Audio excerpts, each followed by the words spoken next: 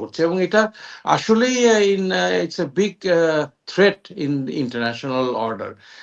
মার্কিন যুক্তরাষ্ট্রের মতো একটা ডেমোক্রেটিক কান্ট্রি এভাবে একটা দেশ দখল করে ফেলবে তাদের ইচ্ছার বিরুদ্ধে, এবং জাতিসংঘের সিকিউরিটি কাউন্সিল রেজলিউশন 2/4 বলা আছে যে একটি রাষ্ট্র অন্য একটি রাষ্ট্রের অনুমতি ছাড়া, আত্মরক্ষা ছাড়া এবং নিরাপত্তা পরিষদের অনুমতি ছাড়া বল প্রয়োগ করতে পারে না। সুতরাং মার্কিন যুক্তরাষ্ট্র যে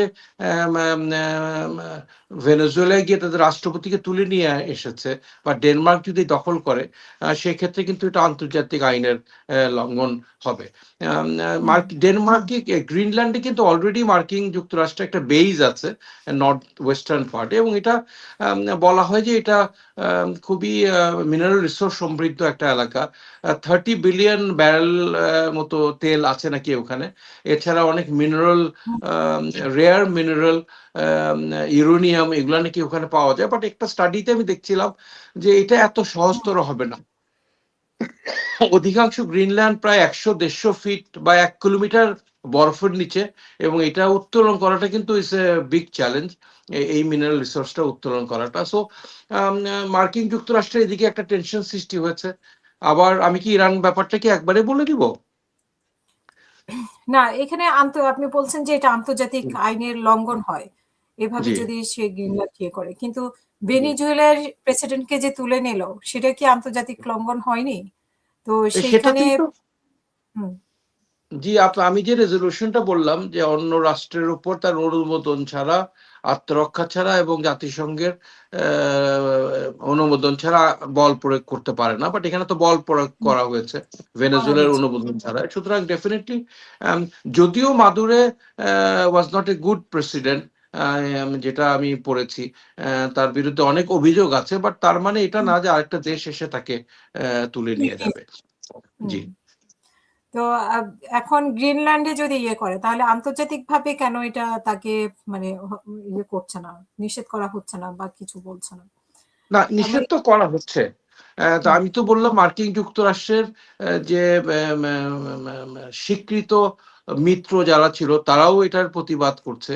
ইউরোপিয়ান ইউনিয়ন এটা শক্ত কণ্ঠে এটা প্রতিবাদ করছে। জার্মানি, ইটালি, ফ্রান্স তারা এটার প্রতিবাদ করছে। আমি জানি না এটা কতটুক বাস্তবায়িত হবে, বাট হলে এটা একটা ন্যাটোর মধ্যে একটা একটা বিভেদ সৃষ্টি হবে, যেটা কোনোভাবেই কাঙ্ক্ষিত না।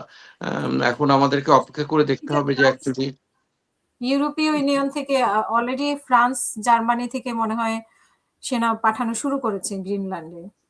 তো সেইখানে আসলে এই ক্ষেত্রে মানে সেখানে গ্রিনল্যান্ড টু আমেরিকায় কোনো একটা যুদ্ধ বাঁধার কোনো সম্ভাবনা দেখেন কিনা? যুদ্ধ এই সেন্সে বাধার সম্ভাবনা নাই।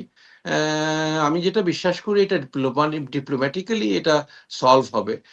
আমি এটা দেখি না যে মার্কিন যুক্তরাষ্ট্র এখানে বুটস অন গ্রাউন্ড দিয়ে যুদ্ধ করে এটা দখল করবে।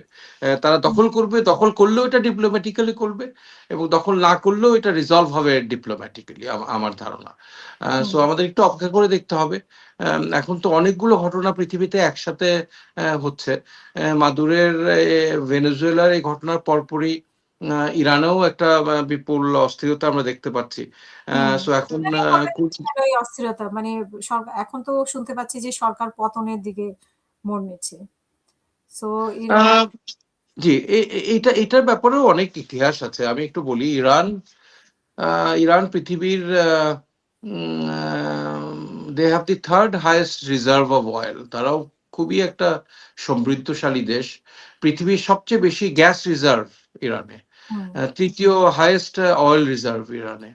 ইরানের সাইজ ফ্রান্সের 4 গুণ, এবং প্রায় 9 কোটি মানুষ। এবং ঐতিহাসিকভাবে Persians are very rich as per science, education, culture, এবং খুবই একটা গর্বিত প্রাইড নেশন।